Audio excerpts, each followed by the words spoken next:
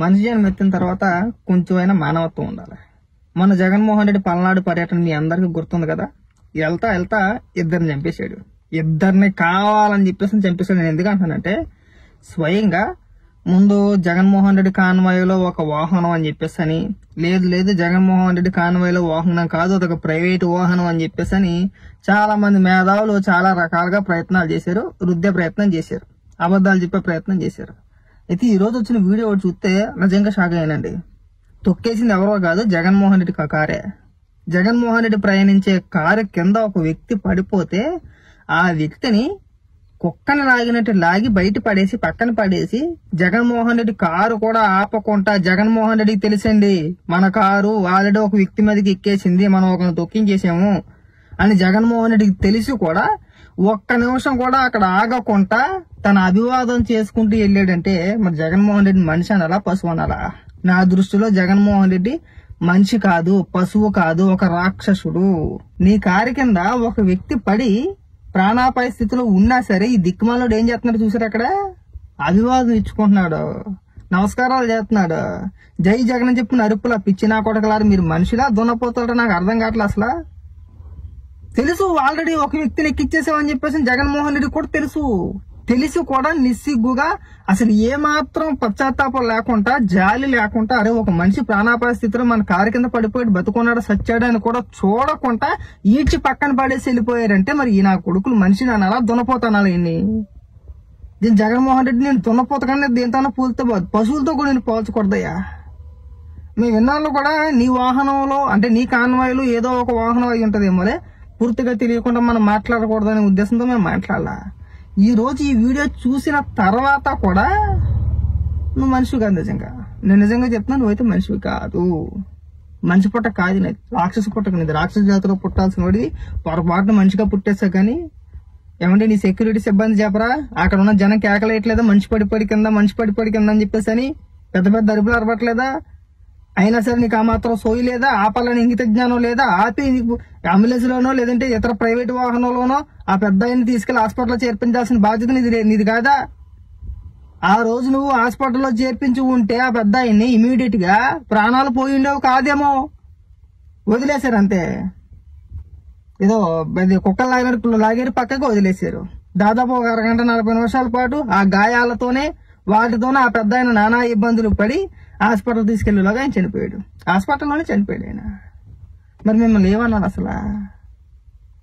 ఏమన్నా మీరు మిమ్మల్ని మనుషులు అనాలా, పశువులు అనాలా? మిమ్మల్ని ఇంతకు మించిన దారుణం ఇంకోటి ఉంటుంది, ఎక్కడైనా ఉంటుందా? మళ్ళీ యదవసోళ్ళు చెప్పొద్దండి, జగన్మోహన్ రెడ్డికి ఏం తెలుసు అని యదవసోళ్ళు చెప్పొద్దు. తెలియదు అంతమంది సెక్యూరిటీ జగన్మోహన్ రెడ్డికి చెప్పరా? ఏం జరుగుతుంది ఏంటో చుట్టూ ఉన్న వ్యక్తులు చెప్పరా? వేరే కారు కాదండి, స్వయంగా జగన్మోహన్ రెడ్డి కారే కదా. రైట్ సైడ్ టైర్ కింద పడ్డాడు, లెఫ్ట్ సైడ్ జగన్మోహన్ రెడ్డి ఉన్నాడు. డ్రైవర్ కి ఆల్రెడీ చెప్తున్నారు వచ్చి, కార్యకర్తలు వచ్చి, నువ్వు తొక్కిచ్చేసేవారు ఎర్రి పాపనా కొడక అని చెప్పేసి అని. వెనకాతల సిబ్బంది ఉంటారు, సెక్యూరిటీ సిబ్బంది కూడా చెప్పారు ఆల్రెడీ. మరి జగన్మోహన్ రెడ్డికి తెలియజేరే వాళ్ళు ఏమంటే తెలీదా? దరిద్ర పెదవల్లారా, మళ్ళీ ఒకళ్ళని పరామర్శించడానికి ఇద్దరిని చంపుకుంటా పోవాలా? లేదా దాన్ని మళ్ళీ ప్రభుత్వం మీద నెట్టేస్తారా? సెక్యూరిటీ కల్పించలేదని చెప్పేసి మీరు తొక్కేసుకుంటూ వెళ్ళిపోతారా జనాన్ని? ఈ సైకోనా కొడుకులేమో కాళ్ళ మీదకి డాన్సులు వేస్తారా? ఏం మనుషులండి మీరు అసలు? అది కొంచెం ఇంగిత జ్ఞానం ఉందా? సైకోలా ప్రవర్తిస్తారేటండి? జోడసు నీకు కాళ్ళ మీదకి డాన్సులు వేస్తున్నాడు ఇటు. గంజాయి బ్యాచ్ అంతా, గంజాయినా కొడుకు అందరూ కూడా 100% వీళ్ళు బ్యాటరీలు మొత్తం అంతా గంజాయి బ్యాచ్. గంజాయి కొట్టే వాళ్ళే, సోయి ఉండదు వాళ్ళకి. గంజాయి బ్యాచ్, రౌడీ షీటర్లో ఎవడన్నా అంతే. మెజారిటీ వీళ్ళ బ్యాచ్ లో వైసీపీ కార్యకర్తలు ఎవడన్నా ఉన్నాడంటే 100% 99% గంజాయి బ్యాచ్. వాళ్ళకి ఒక క్రమశిక్షణ ఉండదు. ఎవడు ఎలా పోయినా పర్లేదు, తొక్కుకున్నా అన్నా పోతారు. సైకోనా కొడుకులు ఎలా ఎక్కి డాన్సులు ఎలా వేస్తున్నారు చూడండి అసలు. సరే జగన్మోహన్ రెడ్డికి సిగ్గు చెరవ లేదా, సైకోగాలకి సిగ్గు చెరవ లేదు. ప్రాణాలు తీసేసారు. దీనిపైన ప్రభుత్వం తక్షణం స్పందించి జగన్మోహన్ రెడ్డిని ఇమీడియట్ గా లోపల వేయాలని చెప్పేసి మేము కోరుకుంటున్నామండి. ఎందుకంటే జగన్మోహన్ రెడ్డికి బయట ఉండే అర్హతే లేదు. జగన్మోహన్ రెడ్డి అనే వ్యక్తికి బయట జీవించే హక్కు లేదండి. ఇలాంటి వ్యక్తుల్ని, ఇలాంటి దుర్మార్గుల్ని, ఇలాంటి క్రూర మనస్తత్వం కలిగిన వ్యక్తుల్ని బయట ఉంచకూడదు. నిర్దాక్షిణ్యంగా ఒక వ్యక్తిని చంపేసి మరీ వెళ్తున్నారంటే పరామర్శకి, వీళ్ళ మనిషి పుట్టక కాదు వెళ్దే. మనిషి అన్న కూడా ఎవడన్నా వెళ్తాడంటే అలాగా? అంటే మనిషి అన్నవాడు ఎవడైనా సరే ఒక వ్యక్తిని చంపేసి ఒక వ్యక్తిని ఎక్కిచ్చేసి ఎవడైనా సరే పట్టించుకోకుండా పోతాడు. అలాగా కనీసం మానవత్వం ఉండొద్దండి. పైగా ఏమన్నా అంటే ఇక్కడ ఎలివేషన్ లో మళ్ళీ మన భజన కార్యక్రమాలు ఇక్కడ మామూలుగా ఉండవు కార్యక్రమాలు ఇక్కడ ఓదరు కొట్టేశారు. ఇంకా సాక్షిలో కావచ్చు, ఇతర మీడియా ఛానల్స్ లో కావచ్చు, మన మేధావులు పేటీఎం కూడా ఇంకా కొంతమంది ఉన్నారుగా, వీళ్ళంతా కూడా ఓదరు కొట్టేసారు. అబ్బాయి జగన్మోహన్ రెడ్డికి ఏమీ తెలియదు, జగన్మోహన్ రెడ్డి శుద్ధపోస. ఏంది శుద్ధపోస? ఎవడరా మీకు చెప్పింది శుద్ధపోస అని చెప్పేసి అని? జగన్మోహన్ రెడ్డి తెలిసింటే అక్కడికి అక్కడ ఆపేద్దుడు. తొక్కేసిందే జగన్మోహన్ రెడ్డి రా బాబు. ఇక్కడ స్వయంగా తన సొంత కార్యకర్తని తన కారుతో తొక్కేసిందే జగన్మోహన్ రెడ్డి. ఇక్కడ బయట ఎవడో కాదు తొక్కేసింది జగన్మోహన్ రెడ్డే. ఆ విషయం జగన్మోహన్ రెడ్డికి తెలుసు. ఎందుకు ఆపలేదు తెలుసా? ఇమీడియట్ గా ఆపేసి ఆ పెద్ద ఆయన హాస్పిటల్లో చేపిస్తే ప్రాణాలతో బతికేస్తాడు. ఒకవేళ ఆయన ప్రాణాలతో బతికేసాడు అనుకోండి, మనం పరామర్శించడానికి ఉండదు.